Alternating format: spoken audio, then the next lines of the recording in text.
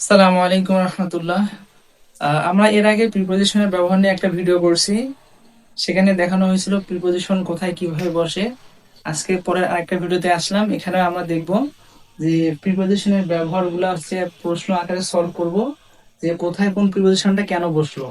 এর আগে আমি বলছিলাম প্রিপোজিশন প্র্যাকটিস করতে গেলে আমাদের যে বিষয়টা জানা লাগবে সেটা হলো ন্যূনতম আমাদের হচ্ছে ইংলিশের ট্রান্সলেশনের দক্ষতা আমাদের থাকাই লাগবে, এবং এর বাইরে জেনারেল ইউজ অফ প্রিপোজিশন এবং আমাদের যে হচ্ছে অ্যাপ্রোপ্রিয়েট প্রিপোজিশন যেগুলো আছে সেগুলো তো জানাই লাগবে। তা না হলে তো হচ্ছে কি প্রশ্ন দেখেই যাব আর হচ্ছে খাতা ফাঁকাই থাকবে আমাদের। তো আমরা প্র্যাকটিসে চলে যাই।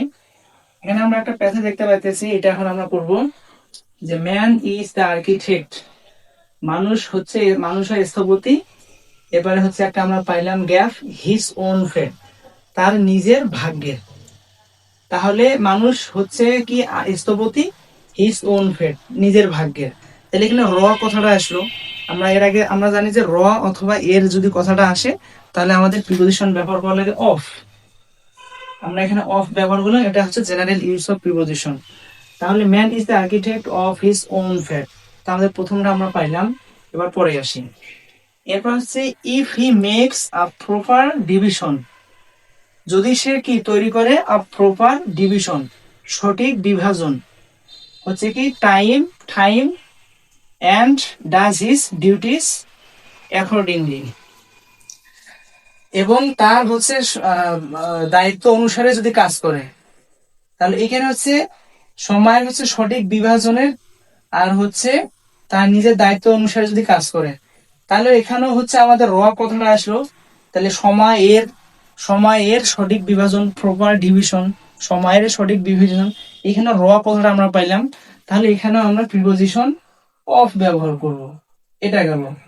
এরপর he is sure to improve and, সে কি অবশ্যই ইমপ্রুভ উন্নতি করবে, and prosper, improve and prosper life.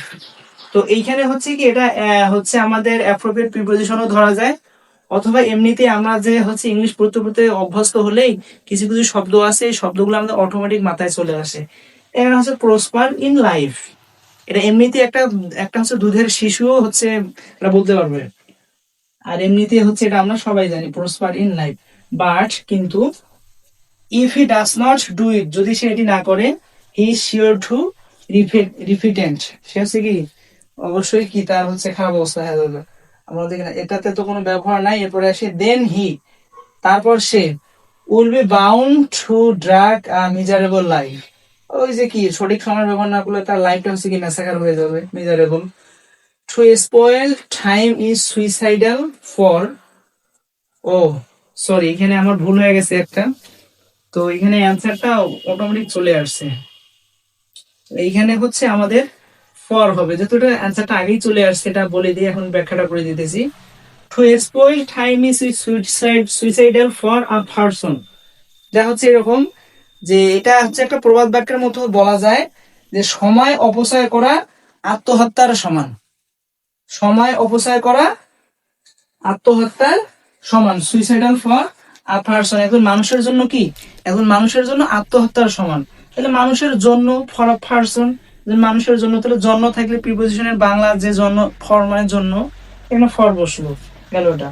For our life is nothing but the sum total hours, days and years.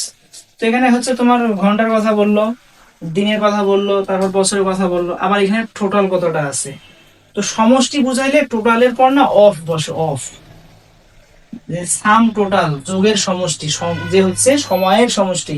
তাহলে for our life is nothing but the sum total of hours, days and years. তো এখানে মূলত আমরা দেখলাম পাঁচটা যে প্রিপোজিশনের ব্যবহার পাইলাম, সবগুলো আছে বলা চলে যে জেনারেল ইউজ অফ প্রিপোজিশনের ব্যবহারেই হইলো, অ্যাপ্রোপ্রিয়েট প্রিপোজিশন সেরকম আমরা খুঁজে পেলাম না। তো এরকম করে হচ্ছে আমরা আমাদের প্লে লিস্টটা চলবেই। যত হচ্ছে সামনে এসএসসি পরীক্ষা আছে, এরপর হচ্ছে যারা তোমাদের হচ্ছে প্রিপোজিশন প্র্যাকটিস করতে চাও, তো আমার সাথে থাকতে পারো। সবাইকে ধন্যবাদ।